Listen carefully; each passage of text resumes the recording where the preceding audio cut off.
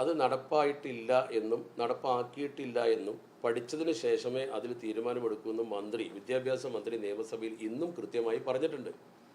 മറ്റുള്ളവർ അത് നടപ്പാക്കുന്നതിന് വേണ്ടി വിദ്യാർത്ഥികളുടെ ഭാവിക്ക് വേണ്ടിയാണെന്ന് ലേഖനം വരെ എഴുതുകയുണ്ടായി.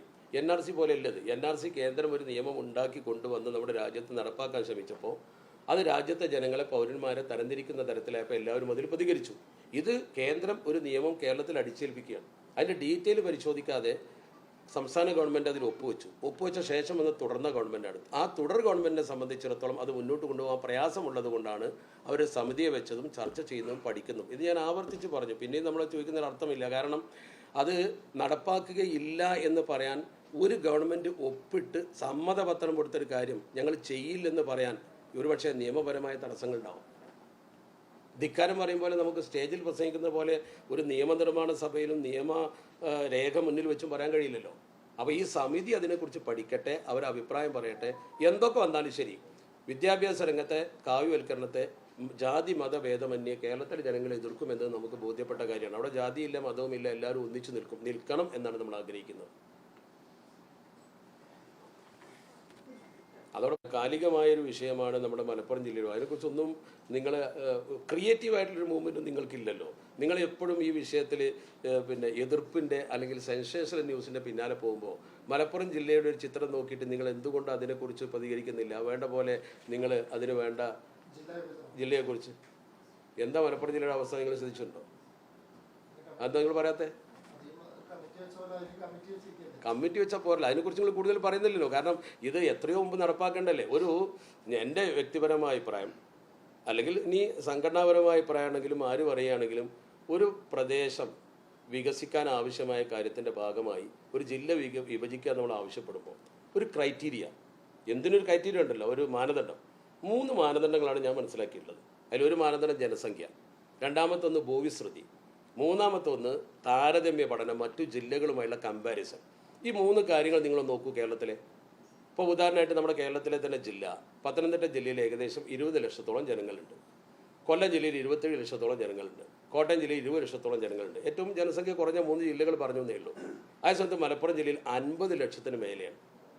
അപ്പോൾ ജനസംഖ്യാപരമായി നമ്മൾ പരിശോധിക്കുമ്പോൾ അത്രയും ജനങ്ങൾ, 3 ജില്ലയിലെ ജനങ്ങളുടെ ഏകദേശം ജനസംഖ്യ മലപ്പുറത്തുണ്ട്.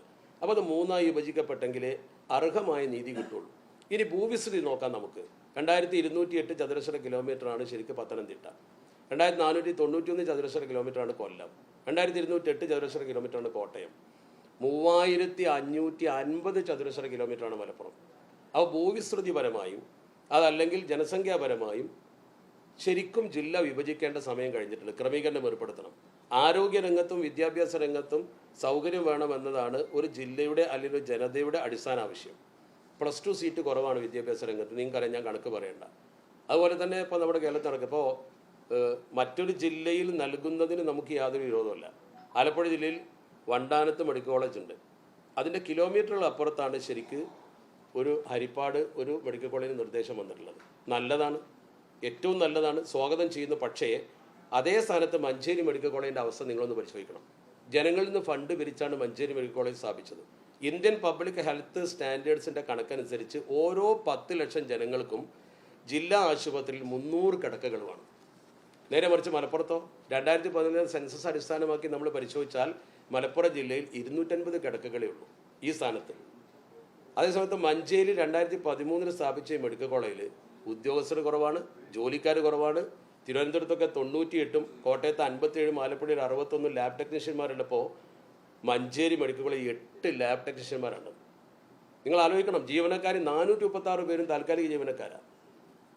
അത് ശരിക്കും വലിയ ഫണ്ട് ഉപയോഗിച്ചുകൊണ്ട് മറ്റ് പ്രദേശങ്ങളിലൊക്കെ വികസനം നടക്കുമ്പോൾ മലപ്പുറത്തും ആ നീതി കിട്ടണമെന്നേ നമ്മൾ പറയുന്നുള്ളൂ. അത് മലപ്പുറം എന്ന് പറയുമ്പോഴേക്കും അതൊരു കമ്മ്യൂണിറ്റിയുടെ മാത്രം ജില്ലയല്ല, എല്ലാ വിഭാഗം ജനങ്ങളും സൗഹൃദത്തോടെ ജീവിക്കുന്ന ജില്ലയാണ്.